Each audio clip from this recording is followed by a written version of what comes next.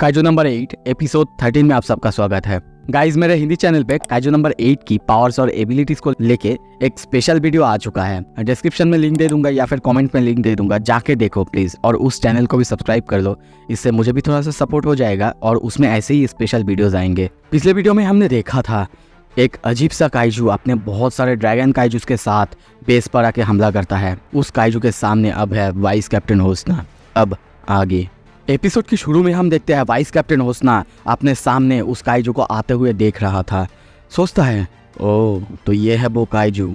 वो काइजू कहता है कौन है इस बेस में से सबसे ज्यादा ताकतवर। उसे बात करते हुए देख के कैप्टन होसना बहुत ज्यादा चौंकता है। सोचता है ओह तो ये बात भी कर सकता है। और तभी वो कहते हैं वेल मुझे लगता है कि इस बेस का सबसे ताकतवर तो अभी मैं ही हूँ। ये सुनते ही वो काइजू कहता है ओह ठीक है तो फिर तुम ही अभी मेरे लिए प्रे हो। और तभी देखते हैं वो फ्लिक करने लगता है और एक फ्लिक करता है जिससे वहाँ पे बहुत ज़्यादा एयर प्रेशर होता है।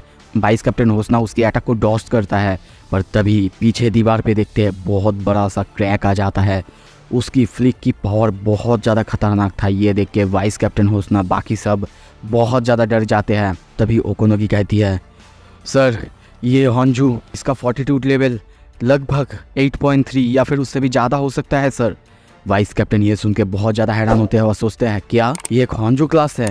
ये सुन के इकारुगा को कहते हैं इकारुगा तुम सबको संभालो, अच्छे से संभालो ताकि सबसे ज़्यादा कम डैमेज हो सके। मैं इस तरफ यहाँ पे इस हॉन्जू को संभालता हूँ। उसके पीछे हम उस हॉन्जू को देखते हैं। वो उसको बहुत खतरनाक एक पंच मारने आता है और कहता है अगर तुमने इसे डॉज कर दिया तो तुम पास। और तभी वहाँ पे वो खतरनाक पंच मारता है। उसकी एक पंच की वजह से वो जगह कांपने लगता है। आसपास की बिल्डिंग में जितने सारे ग्लास थे सब एक ही बार में टूट जाते हैं। पर उसके पीछे तभी हम वाइस कैप्टन को देखते हैं जो कि एक ऑफिसर को बचाया था और कहने लगते हैं हाँ ठीक है इसे मैं खुद मारूंगा। और तभी वो काइजू कहता है ठीक है चलो ज़्यादा देर ना करते हुए एक्सटर्मिनेशन शुरू किया जाए। और तभी हम देखते हैं वो अपने सारे काइजूस को सिग्नल देने लगता है। उसके एक सिग्नल से बाकी सारे काइजूस ट्रिगर होता है। ये देख के वाइस कैप्टन बहुत ज़्यादा हैरान होता है और कहता है तो तुम हमारे बेस के पीछे हो। पर वो ज़्यादा कुछ कहता है उससे पहले ही हम देखते हैं वो काइजू एक खतरनाक पंच उसके ऊपर मारने आता है। वाइस कैप्टन ये देख के बहुत ज़्यादा डर जाते हैं, पर वो किसी तरीके से डॉज करता है। पर उस पंच की ताकत इतना ज़्यादा था कि पीछे का सब कुछ पूरी तरह से तबाह होता है। वाइस कैप्टन सोचता है ये पंच तो बहुत ज़्यादा अनरियल है, बहुत ज़्यादा ताकतवर, जैसे कि एक मीटियोर। अगर डायरेक्टली मुझे ये पंच लगा तो मैं बच नहीं पाऊंगा। और तभी देखते हैं वो काइजू एक के बाद एक उस पर पंच मारे ही जाता है। वाइस कैप्टन भी उसके पंचेस को रोके जा रहा है। तभी वो सोचता है ये बहुत खतरनाक है, लगता है कि जैसे 8.5 या फिर उससे भी ज़्यादा। इकारुगा को देखते हैं वो लोग भी अपने सारे प्लाटून मेंबर के साथ ऑफिसर्स के साथ उन सारे काइजूस पर हमला करते हैं। कुछ देर बाद देखते हैं उनको एक स्क्रैच तक नहीं आया था। ये देख के डर जाते हैं। तभी हम कापका को देखते हैं। वो सबको कहता है उनको सामने से अटैक करने से कोई फ़ायदा नहीं होगा, सामने की स्किन बहुत ज़्यादा मजबूत होता है, पर उनको पीछे से हमला करो, वहाँ पे उनका स्किन बहुत ज़्यादा कमज़ोर होता है। रेनो बहुत ज़्यादा खुश होता है और कहता है सर अब ठीक है, मैं चिंता कर रहा था आपके बारे में, मैं कोशिश कर रहा था आपसे कांटेक्ट करने की। वो कहते हैं सॉरी मैं थोड़ा सा वाइस कैप्टन से बात कर रहा था। वो लोग प्लान करते हैं काइजू उसके पीछे से मारने की। हारुइची और ओई दोनों आगे जाते हैं, एक काइजू को डिस्ट्रैक्ट करने और दूसरा पीछे से मारने के लिए। पर तभी देखते हैं उनका प्लान काम करने ही वाला था। हारुइची अपना कॉम्बैट पावर अनलिश करता है 36%। वो हमला करने ही वाला था, पर वो हमला करता उससे पहले ही हम देखते हैं वहाँ पे एक ड्रैगन काइजू आके उसके ऊपर आग से हमला करता है और ना चाहते हुए भी उसको वहाँ से रिट्रीव करना पड़ता है। ये देख के वो लोग बहुत ज़्यादा हैरान होते हैं क्योंकि काइजूज अब उनके सामने टीम अप कर रहे हैं, टीम अप करके एक दूसरे को बचा रहे हैं या फिर हमला कर रहे हैं। सभी अब बहुत ज़्यादा हैरान हो चुके हैं कैसे मारेंगे। पर तभी उनके कान में यानी रेडियो में आवाज़ आता है नहीं एक रास्ता है।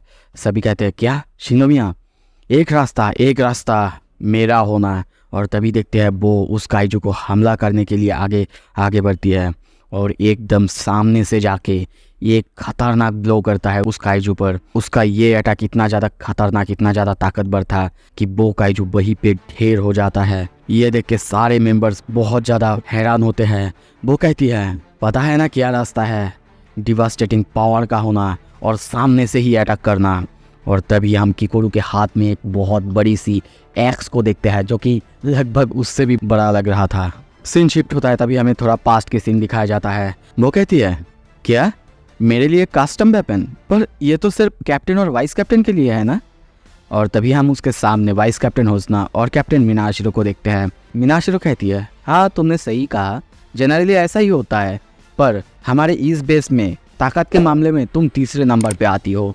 बहुत ज़्यादा काइजूज है जो कि कभी भी आए जा रहे हैं, तो तुम्हें भी, तो इसीलिए ये एक्सेप्शन है, हम तुम्हें भी एक कस्टम बनाया हुआ हथियार दे रहे हैं। और तुम कॉम्बैट पावर अनलिश करने के मामले में 3 नंबर पे आती हो हमारे बेस पे, इसीलिए मैं तुम्हें मेन फोर्स में डाल रही हूँ। शिनोमिया, अब से तुम सामने रहोगी, सामने कैप्टन, वाइस कैप्टन, और उसके बाद तुम आओगी और काइजूस को मारोगी। सीन प्रेजेंट में आता है, हम देखते हैं किकोरू को उसे मारते हुए देख के यारू बहुत ज़्यादा हैरान होकर सोचता है, क्या विश्वास नहीं हो रहा है, उसने उस काइजू को सामने से मारा है। तभी वो कहती है, अब मैं आ चुकी हूँ, डरने की कोई बात नहीं है क्योंकि सब कुछ जल्दी ही ख़त्म होगा। और तभी वो और एक काइजू को हमला करने के लिए आगे बढ़ता है, खतरनाक अटैक करता है। और हमें यहाँ पे उसकी वेपन के बारे में थोड़ा सा बताया जाता है। उसकी ये जो वेपन है ये एक यूनिऑर्गन काइजू के स्किन से बनाया हुआ है। इसका ट्रिगर पुल करने से इसमें से बहुत खतरनाक शॉक वेव निकल सकता है, और हम ऐसा ही देखते हैं। किकोरू बिल्कुल ऐसा ही करती है, और तभी वो अपना squad style x technique number 1 falling thunder का यूज़ करता है, जिससे देखते हैं वो काइजू वहीं पे एक ही बार में ढेर हो जाता है। तभी उसके सामने से और एक काइजू वहाँ पे अटैक करने आता है। वो उसे भी मारने के लिए जाता है, और वो उसे भी नंबर 2 वाटर स्कीमर से मारता है। रेनो और यारू ये सब कुछ देख रहा था। यारू जैसे कि अपने आंखों से विश्वास नहीं कर पा रहा है। हमें यहाँ पे और बताया जाता है कि किकोरू जितना ज़्यादा एग्रेसिव होगी उसकी हथियार भी उतना ही ज़्यादा ताकतवर होगा। ये उसके लिए बिल्कुल परफेक्ट फिट है। किकोरू बहुत ज़्यादा एक्साइटेड है और बाकी सबको भी मारने के लिए आगे जा रही थी, पर तभी उसके पीछे से और एक काइजू जो कि उड़ के आ रहा था हमला करने आता है। वो देख के बहुत ज़्यादा हैरान होती है, पर तभी देखते हैं उस काइजू को कोई हमला करता है और वो काइजू वहीं पे ढेर होता है। ये देख के वो शौक पीछे देखती है कि रेनो वहाँ पे था और उसी ने उसको उस काइजू को ढेर किया है। वो कहने लगता है, शिनोमिया, काइजू सिर्फ नीचे से नहीं ऊपर से भी हमला कर रहे हैं, तुम चिंता मत करो, मैं जो भी उड़ के आ रहे हैं उन सबको संभाल रहा हूँ। तभी वो काइजू फिर से उड़ के हमला करने की कोशिश करता है। रेनो फिर से उसके ऊपर हमला करता है। किकोरू सोचती है, वाह, मुझे नहीं लगा था उसके जैसा एक बंदा इतने खतरनाक काइजूस के खिलाफ इतने अच्छे से लड़ पाएगा, बहुत अच्छा। और तभी हम देखते हैं नंबर 3 हाफ मून का यूज़ करती है और उस काइजू को वहीं पे और एक बार ढेर करती है। उसको मारने के बाद रेनो को कहती है, रेनो इचिकाबा, अगर तुम मेरे साथ कीप अप कर सकते हो, मैं तुम्हें मेरे साथ रखती हूँ लड़ने के लिए। और दोनों अब लड़ने के लिए तैयार होते हैं। इकारुगा आप वाइस कैप्टन को इन्फॉर्म करते हैं यहाँ पे सब कुछ ठीक है। रेनो और शिनोमिया मिलके बाकी सारे काइजूस को यहाँ पे मार रहे हैं, तो उनको यहाँ पे चिंता करने की ज़रूरत नहीं।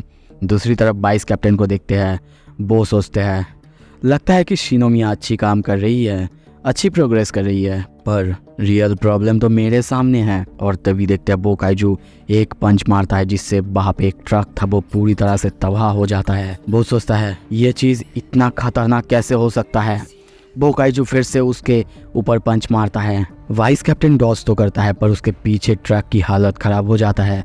उसकी सिर्फ पंच की शॉक वेव की वजह से वो ट्रक पूरी तरह से तबाह हो जाता है। ओकोनोगी सोचती है, ये इतना ज़्यादा ताकतवर कैसे हो सकता है। वाइस कैप्टन सोचता है, नहीं, ये तो अपने आधा ताकत भी नहीं दिखाया है, इसके पास अभी किक्स भी है। और तभी उस काइजू को किक मारते हुए भी देखते हैं। तभी वो ओकोनोगी को गेट ओपन करने कहती हैं। गेट ऑन होने से पहले ही हम देखते हैं वो काइजू आके उस गेट में एक खतरनाक पंच मारता है जिससे वो गेट ही टूट जाता है। वाइस कैप्टन कहता है, अरे ये बहुत महंगा था। पर उस गेट की हालत इतनी बुरी देख के वो समझ चुका है कि ये कोई नॉर्मल काइजू नहीं है, क्योंकि कोई नॉर्मल काइजू या फिर होंजू ये सब करने की कैपेबल बिल्कुल नहीं होता। वो काइजू फिर से एक बार उसे और एक पंच मारता है, पर इस बार वाइस कैप्टन उसे अपने तलवार से रोकने की कोशिश करता है। उसकी पंच की ताकत इतना ज़्यादा था कि वो बहुत दूर जाके गिरते हैं। ये देख के ओकोनोगी डर चुकी है, चिल्ला के कहती है, वाइस कैप्टन। दूसरी तरफ वो काइजू उसे पंच मार के कहता है, तुम उतने भी बुरे तो नहीं हो। पर तभी जब वो अपने लिम्ब को देखता है कि वो कट चुका था।